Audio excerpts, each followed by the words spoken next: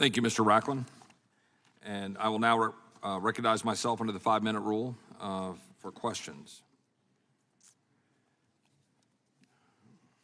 Mr. Kestenbaum, you wrote on March 5th in Newsweek a fairly detailed outline of what you've been facing at Harvard.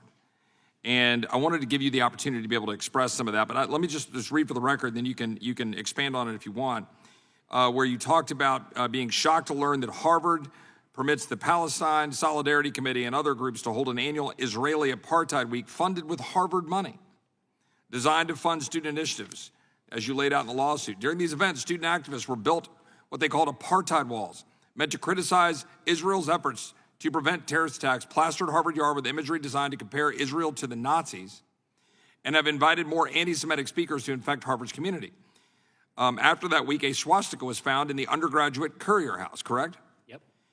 Since October 7th, anti-Semitism on campus has multiplied exponentially, you wrote. On my way to class, this is your words, people directed chants at me to, quote, globalize the Intifada, to kill all Jews in the world, or to free Palestine from the river to the sea, to annihilate the only Jewish state and its Jewish inhabitants, including my family, your family.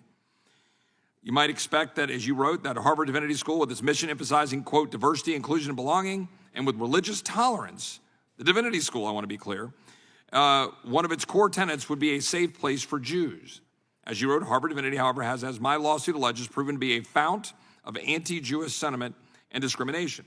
Does this reflect what you're currently finding in your experience at Harvard? And do you think it reflects the experience of most Jewish students currently at universities across the country, particularly Ivy League universities? It absolutely reflects my experience, and I would actually argue it's only gotten worse. I'll give you one quick anecdote. Marla Frederick, who's the dean of Harvard Divinity School, who I'm sure is watching right now, I have emailed her more than 40 times to talk about anti-Semitism. She has not responded once to a single one of my emails. She's refused to meet with me. She's refused to acknowledge that anti-Semitism is a problem at Harvard Divinity School and at Harvard University more broadly.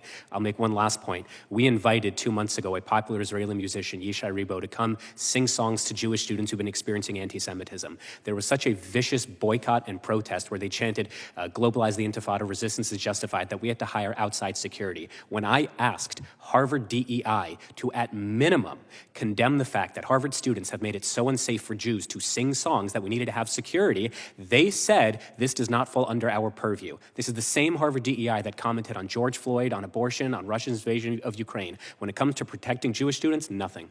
So, and to be clear, this is a Harvard that has a $50 billion endowment, correct? And is still getting billions of dollars of taxpayer funds. Correct. I just want to be very clear. When we're talking about the money and the need for resources, the problem here is the secular left in control of universities that are perpetuating the kind of stuff that you just described. And I just wondered, I want to investigate the point here to the extent to which this has been coordinated. The extent to which this is coordinated across campuses, across this university, across this country. Rabbi, I believe you're familiar with some of the observations and actually some information about the extent to which this has been very clearly organized and coordinated campus by campus around the country. Sure, Chairman, somebody is buying all of those matching tents. And I believe strongly enough, that along with my partners at Greenberg, Traurig, Holtzman, Vogel, and the Schoen Law Firm, we filed a federal lawsuit in the Eastern District of Virginia accusing some of those coordinators of working directly with Hamas. And we'll let our filings speak for ourselves. I know that Congress is now looking into some of that funding, but it goes beyond funding. It goes beyond coordinating. When someone tells you that they are trying to provide material support to Hamas, it behooves us to believe them. And I'll tell you why I think it's so important to trace that funding. It's because if you ever walk into one of those protests, which I have done, you'll notice something fascinating. 80% of the people there don't know what river and what sea. Yep. Some are there for the pizza, some are there because they have been genuinely misled into thinking that they are on the right side of history. And if we can actually prove who's behind this, I think we can save 80% of our future citizens. And on this point about the universities fomenting this, there are some universities that have not. There are some universities that have stood up. I would ask if you think there are some good examples. For example, my friend Ben Sass, the president of the University of Florida, who basically said, this is not a daycare. You know the rules. Follow the rules. And Florida then did it the right way. Or, for example, the University of Texas, where Jay Hartzell said, we're not going to do this.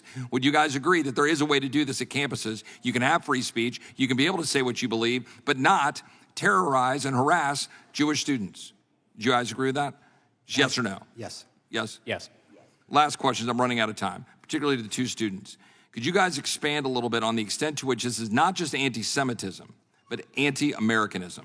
I'm going to go to you first, Mr. Jacoby. I'd ask the two students to answer my question. Definitely. I just want to reference one professor who, on a Twitter account, which criticized Sami al-Aryan, who was deported for terrorism, and it commented on how he visited a campus. A professor then retweeted it, saying that this is the time to say that I have a long-standing respect for Sami al-Aryan. That is a terrorist that was deported from the United States, and a professor at Penn then said that she has a long-standing respect for him in response to that tweet. Within 24 hours of installing 2 American flags at Harvard Divinity School, they were vandalized 3 separate times. The flagpole was ripped in half. The flags were tossed across the ground. This is not just about anti-Semitism, and it's not just about Jew hatred, but it's hating the United States. It's hating our democracy and hating Western values. Thank you, Mr. Kesselbaum. I will now recognize the gentleman